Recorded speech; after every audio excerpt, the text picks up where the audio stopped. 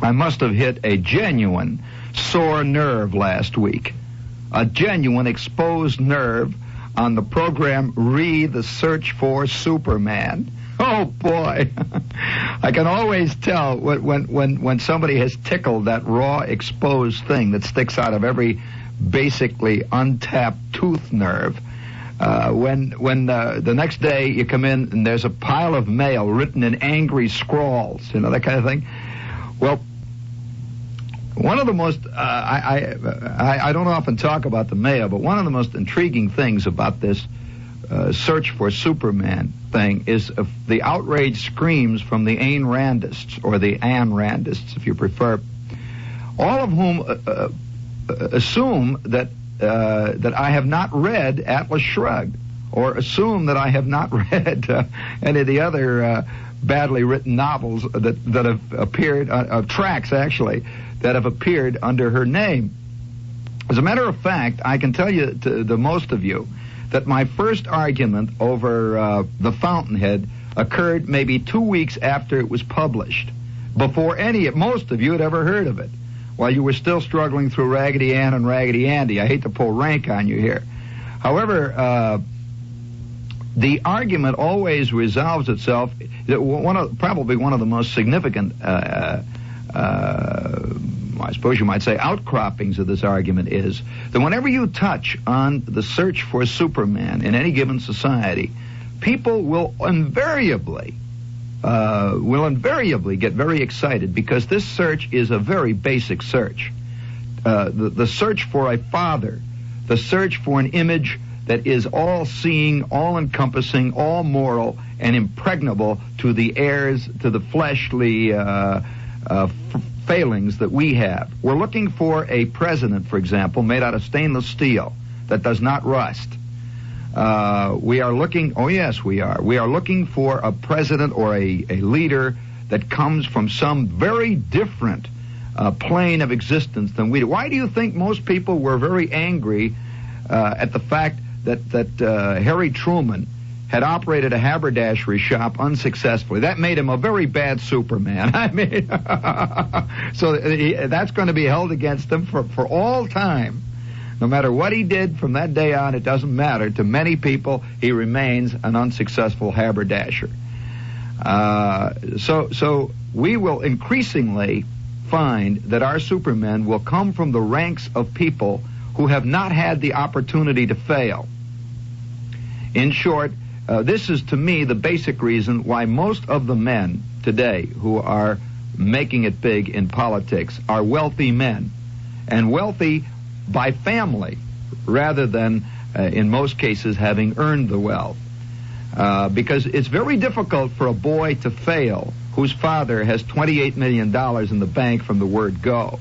So it's easy to grow up to be a Superman under those conditions, but very difficult to grow up if you come from Hessville, Indiana. Grow up to be a Superman and you've worked in the steel mill. I'm sorry. You're never going to make it. Now, that's just a very side issue. But I think one of the most, to me personally, significant reactions to this discussion of the Superman, and for those of you who didn't hear it, it doesn't matter anyway. You all know that we're searching for it. Always have been, and man always will be. One of the most interesting reactions, and I'm talking psychologically, is that almost all of the people who lodged violent complaints about my interpretation of Ayn Rand all said that what Miss Rand says, she says, use your brain. Use your brain. But yet, what was intriguing was that very few of the criticisms had any brain work in them. They were all violent, impassioned criticisms. Like, you slob, you got no right to talk about Miss Rand, you slob. She says, use your brain, you slob. Die, you slob. 4 unprintable epithets, and then there's a big splotch of ink, and that's it. Well, you see, the point is that almost everybody who is searching for Superman believes he is using his brain. And it depends on how you use your brain. Nobody seems to think, when they talk about objectivism and using logic, that there is good logic and bad logic. There is logic that sets, and they're both logic. There is logic that sets out to prove a point, and then there is logic that is used to search for a point. I'm afraid that most people who are searching for Superman use logic to prove that Superman is possible, not the other way around.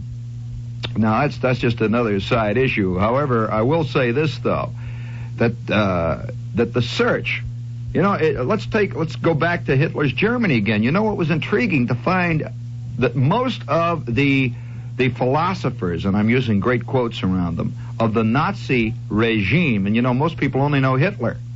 They don't know that there were dozens of Nazi philosophers who were very famous political commentary people and were called philosophers within the party, and in fact created the atmosphere that made Hitler only the spearhead.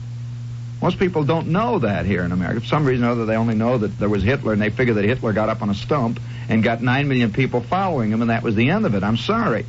That all of the philosophers, almost to a man, who were involved in this Hitler movement were rationalists. They claimed they were using their brain. They says, let's stop being sentimental about this stuff. Let's not be sentimental and romantic. Let's face it, some people are better than other people. And they went out to prove that there was a Superman, and strangely enough, it was them. Nobody ever proves there's a Superman, and it turns out to be somebody else. And so I'm just saying to you, be careful when you use words like rationality. These words have always been catchphrases for people who want to prove, usually, an irrational point. The term rationality, the term objective, has about as much meaning as the term love.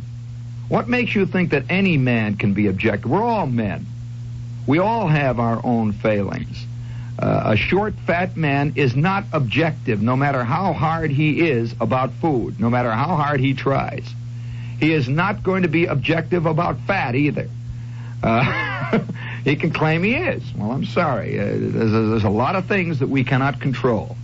There are many things within us. And, of course, one of the great problems of the rationalist is that he will not concede that there are large areas of his physical being, that is the animal being that is within every one of us, that is every one of us, that there are large areas that have nothing whatsoever to do with rationality, and are uncontrollable by rational thinking.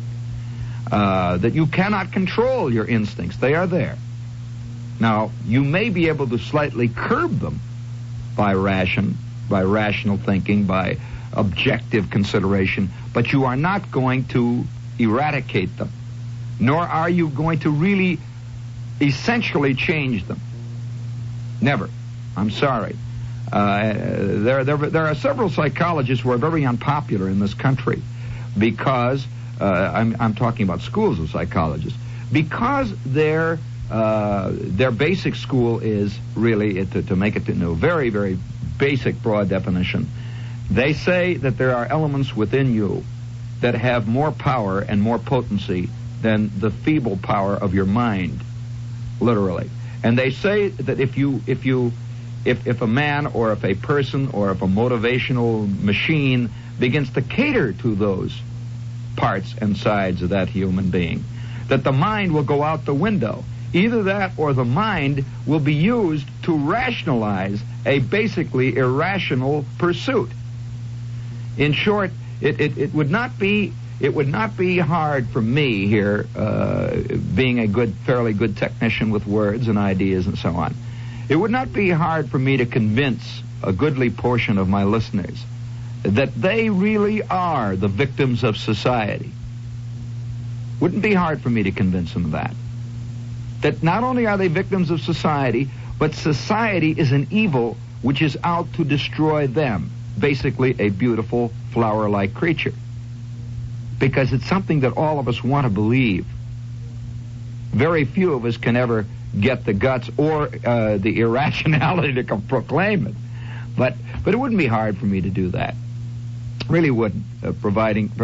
Now, I don't think it'd be hard for many people to do if they approach it in the right technical sense. Now, there are a lot of things involved in this search for Superman, and I'm not going to continue to do that show tonight. I will say this, though, that the more impassioned the cries, the more I recognize that a nerve has been struck. the more, and I might say the more irrational, the more the boundless and groundless criticisms are made, the more I recognize that this is a raw nerve. I find in my own mail, for example, I have found over the past 10 years a great change that's come in the mail. And I think it would be interesting to a good sociologist to look at a lot of this for his own sociological research. That the change that has come is a growing implicit belief in a certain kind of superiority on the part of the letter writer. This is a new thing in our time. I've been around long enough, and I've gotten enough mail, and I've talked to enough people, and I've heard enough impassioned cries over telephones to have observed a change that most people, I suspect, would not be totally aware of, because they live what you might call private lives, and their life is a private life, and they're involved with the lawnmower, and they read the newspapers, and these things are not reported in newspapers because this is a day-by-day reporting of events, which have very little to do with day-by-day reporting of a zeitgeist. If we had a newspaper that reported not only the change in barometric pressure and the change in weather, but the change in atmosphere, the people's attitude towards the world and themselves, you'd have a fascinating newspaper.